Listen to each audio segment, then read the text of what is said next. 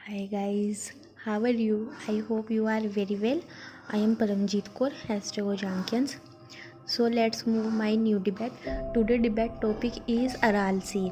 आज हम अराल सागर पर अपनी चर्चा को आगे बढ़ाते हैं। जैसे कि हम देख रहे हैं कि ये टोटल सूख चुका है। इस सागर के सूखने की शुरुआत सोवियत संघ के एक प्रोजेक्ट के चलते हुई, जो 1960 में सोवियत संघ के सिंचाई प्रोजेक्ट के लिए नदियों का बहाव मोड़ दिया गया था, जिसके बाद से ही इस सागर के सूखने का सिलसिला जारी रहा। अमू दरिया नदी को अरब सागर की ओर मोड़ दिया गया था, जिसके कारण यह अब सूख गया।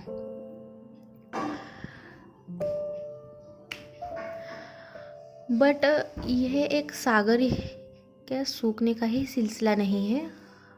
हमें यह सोचना होगा कि मनुष्य ने इसका इतना उपभोग कंजप्शन किया है कि हमने एक सागर को ही रेगिस्तान में कन्वर्ट कर दिया है।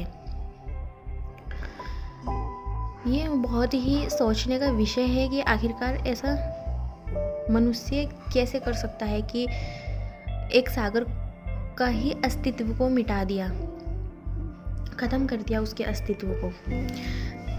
नासा द्वारा ये डिक्लेयर हो चुका है कि अरल सागर संसार से ख़त्म हो चुका है।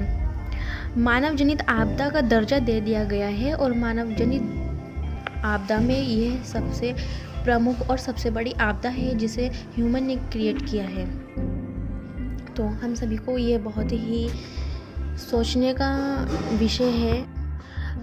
विषय है कि आखिरकार हम ये कर क्या रहे हैं। हम अपने प्रॉफिट के लालच में प्रकृति की ओर एक नज़र भी नहीं देख पा रहे हैं कि हम उसको कितना यूज़ कर रहे हैं या यूज़ के नाम हम उसका कंजप्शन कर रहे हैं।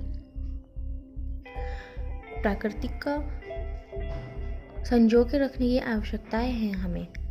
हमें ये देखना होगा कि हमें अपने नज़रिए को चेंज करना होगा प्रकृति के प्रति। नेचर्स के प्रति हमें अपना ब्रोवर कॉन्सेप्ट को रखना होगा। जैसे कि हम किसी शॉप के पास जाते हैं या हम अपने पड़ोसी के घर में जाते हैं, तो हम उसको क्या कहते हैं कि हम आपसे कुछ सामान ले रहे हैं तो हम टाइम रहते आपको ये रिटर्न कर देंगे। देन हमें ऐसे ही प्राकृतिक के साथ भी नेचर्स को भी प्रॉमिस करना चाहिए कि हम आपसे 5 पेड़ ले रहे हैं, समय रहते हम आपको ये रिटर्न कर देंगे। हमें वह 5 पेड़ काटने के तुरंत हमें लगाने चाहिए कि समय रहते ये उगकर संतुलन को बनाए रखें। अगर संतुलन बिगड़ता है तो इसके जिम्मेवार ओनली फॉर हम होंगे, मनुष्य होंगे, ना कि प्रकृति खुद होगी। और जैसे कि हम देख रहे हैं कि ग्राउंड लेवल का वाटर भी कितना कम हो रहा है।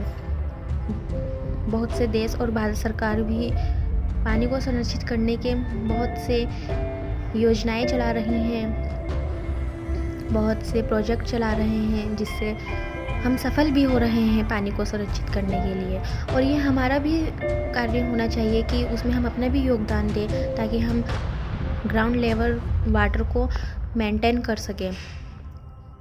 सो गाइज, हमें नेचर्स के प्रति जागरूक होना होगा, उसे संजोकर रखना होगा ताकि हमारी आने वाली भावी पीढ़ी भी उनका लुफ्त ले सके, उनको अनुभव कर सके, उनको महसूस कर सके कि क्या कुछ प्रकृति भी होती थी, पानी भी होता था, जल, पेड़ पौधे भी होते थे। हमारी आने वाली जनरेशन भी ये देख पाए, उसके लिए हमें उनको संरक्षित करना होगा। और हमें ज़्यादा से ज़्यादा यह ध्यान देना होगा कि हम जो कंजप्शन कर रहे हैं क्या हम उसको रिटर्न भी दे रहे हैं या नहीं। तो हमें संसाधनों का ओनली फॉर इस्तेमाल करना होगा, ना कि हमें उसका उपभोग करना होगा।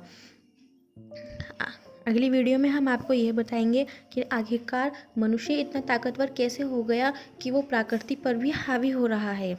तो आपने इतना अपना कीमती समय निकाल कर हमें